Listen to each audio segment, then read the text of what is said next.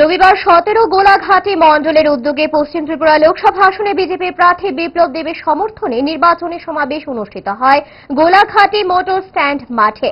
উপস্থিত ছিলেন মুখ্যমন্ত্রী মানিক সাহা, বিজেপি প্রদেশ সভাপতি রাজীব ভট্টাচার্য এবং বিধায়ক মানব দেববর্মা সহ বিভিন্ন নেতৃবৃন্দ। মুখ্যমন্ত্রী তার ভাষণে বলেন, আগামী দিন এই দেশকে বাঁচাতে হলে প্রধানমন্ত্রীর হাতকে শক্তিশালী করতে হবে। রাজ্যে জনজাতিদের উন্নয়নের জন্য সরকার সবসময় সচেষ্ট রয়েছে।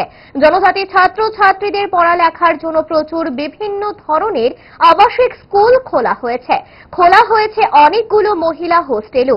প্রধানমন্ত্রীর হাত শক্তিশালী করলে তবেই আমাদের দেশ সুরক্ষার দিকে এবং আর্থসামাজিক উন্নয়নের দিকে আরও এগিয়ে যাবে। জমিনের পাশে একটা ছোট একটা আইল্যান্ড ছিল। আমরা ছোটবেলায় সেখানে দেখেছি যে একটা 0 মাইল ফলক আস্তে আস্তে করে সেখান থেকে আমাদের আগরতলা কোথার থেকে শুরু হয়েছে অনেকেই হয়তো বা জানে না, সেই জায়গার থেকে এটা শুরু হয়েছিল। আমরা ছোটবেলায় দেখেছি এই 0 মাইল ফলক আস্তে আস্তে আস্তে আস্তে করে এটা নিচে মাটিতে মিশে গিয়েছিল, দেখাই যাচ্ছিল না।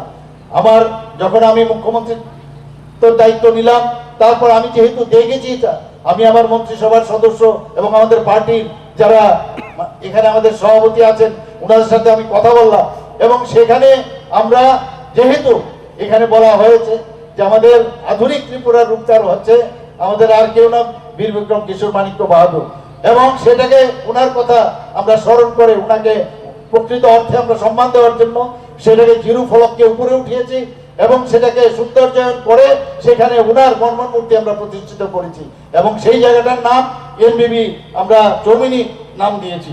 আপনারা এটাও জানেন যে এর মধ্যে আমরা 2018 সাল থেকে যে আমাদের মাননীয় সভাপতি বলার চেষ্টা করেছেন যে সমস্ত যারা আমাদের জনজাতি এলাকা আছে সেখানে আমরা প্রায় 21টার মতো একলব্য স্কুলের স্যাংশন মাননীয় প্রধানমন্ত্রী দিয়েছেন।